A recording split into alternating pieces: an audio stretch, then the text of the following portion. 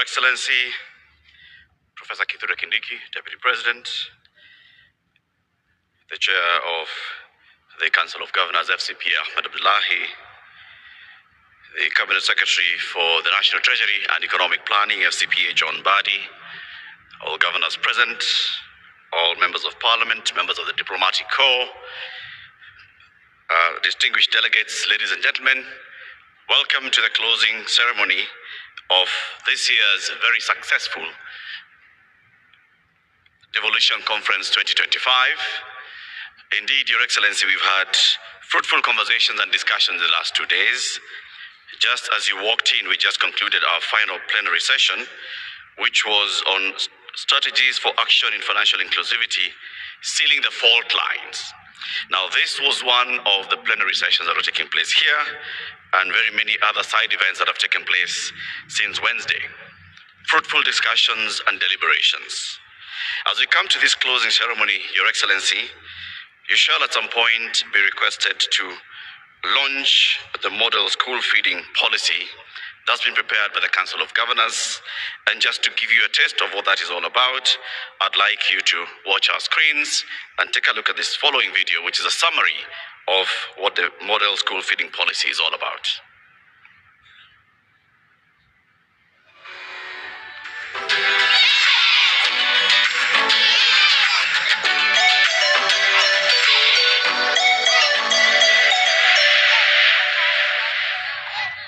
Each morning across Kenya, millions of children set off for school with dreams in their hearts. But often, empty stomachs. For many, the promise of a meal at school is not just nourishment, it's the very reason they come to learn. Number 3, number 4. Tulikunywa uji, tukacheza ball. Feeding program has done a lot. You see, learners, they don't miss school because they know that there is something that they will get from it. Yani wazazi wana ile feeling ya satisfaction wakijua mtoto wangu yuko shule na anakula. Kenya's school feeding journey began nearly 5 decades ago. In 1978, the country launched one of its most iconic nutrition initiatives, Maziwa ya Nyayo, a school milk program introduced under President Daniel Arap Moi. Its goal was simple, yet profound, to keep children in school, enhance their health, and create a more equitable learning environment. Though impactful, the program was not built to last and hence not sustainable, and eventually it faded. The 1980s and 90s brought new life to school feeding through various global partnerships. These efforts targeted Kenya's most food-insecure regions, offering life-saving support while improving enrollment and learning outcomes. But they were externally driven, reliant on donor priorities, uncertain funding, and fragile logistics. With hunger, cannot be interested or you cannot have the concentration in school. In 2009, Kenya introduced a game-changing idea, the Homegrown School Meals Program, HGSMP. This approach linked learning with livelihoods, sourcing food locally, empowering farmers, and putting communities at the heart of the solution. Personally, kama mkulima, ningependa kusema kwamba hii program ya feeding imesaidia sana. At least tunaweza sema kwamba mkulima amepata faida kidogo. It proved that when we feed the children, we also feed economies and hope. The food is normally hot in lunchtime. The parents have been playing a pivotal role. We have specifically picked on one parent who provides the school with Sukuma Wiki. And over the years, we have never had any issue of a learner complaining about stomach problems. Community inasaidia kwa sababu mambo ya uji community ilikuwa inatoa. Wakati wa mchele, sisi kama community tuliona mchele bila kitu kingine kuweka ndani haikuwa mzuri. Basi tukakubaliana na wazazi wakuwa wanatoa maragwe. Sisi kama wazazi tunachangia pesa kidogo tu ili kuweza kusupport program ili watoto wetu wapate chakula kizuri zaidi, na tunafurahia kwa maana tunaiona. Kama school committee, tumeingia kwa mifuko zetu. At least tumenunua hizo like firewood, maji na kutafuta wapishi. The 2010 Constitution brought a new era, devolving early childhood development education, ECDE, to county governments, and they had the mandate and responsibility to design school feeding programs tailored to their unique context. Lunch nakulaga mchele na dengu na nani. Lunchtime I eat with my friends. Nikishiba naweza cheza na rafiki zangu. Counties across Kenya rose to the challenge with innovation, determination, and compassion. From Wajir to Embu, Kisumu to Kericho, Machakos to Mombasa, new models emerged, reflecting strong political will and local ownership to ensure the children of Kenya would be served nutritious meals that would keep them healthy and enhance their participation in school.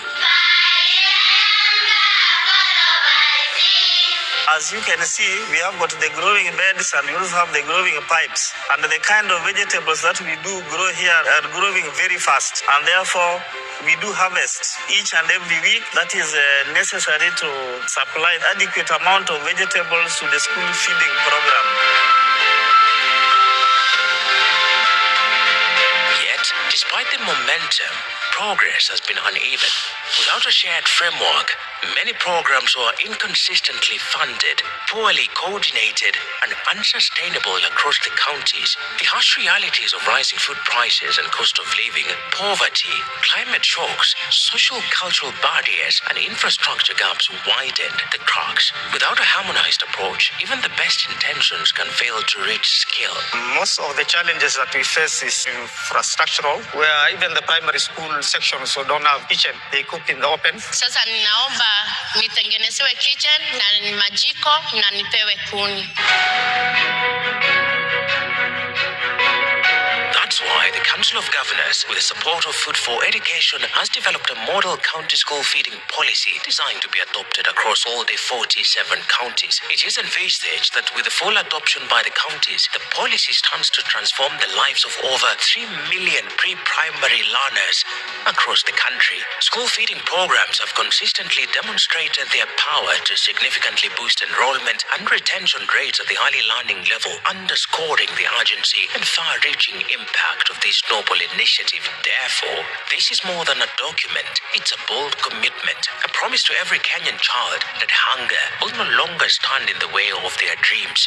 This model policy will guide many of the county governments which are yet to develop their own school feeding policies. As the Senate, we support this initiative by the Council of Governors and look forward to developing an overarching legislation to guide county governments on school feeding programs. This policy is built on 8 pillars designed to address critical areas such as 1.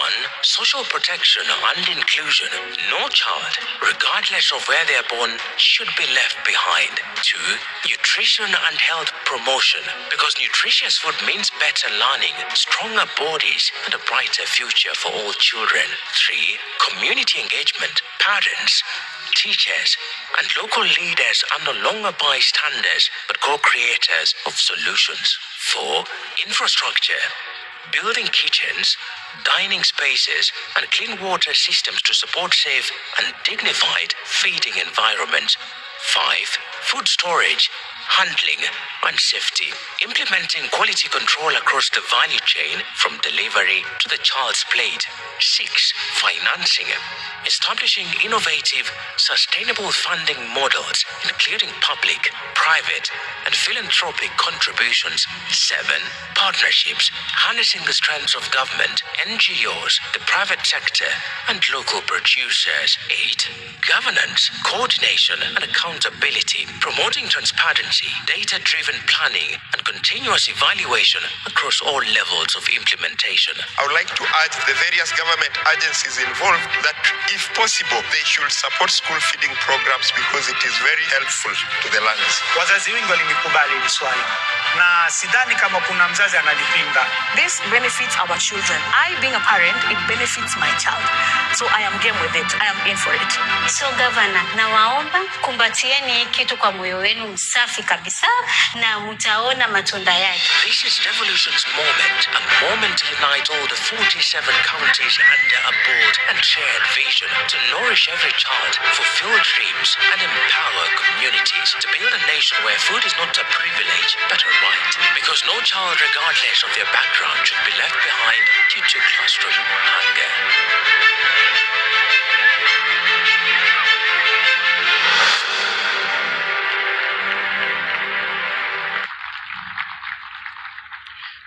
a warm round of applause for that.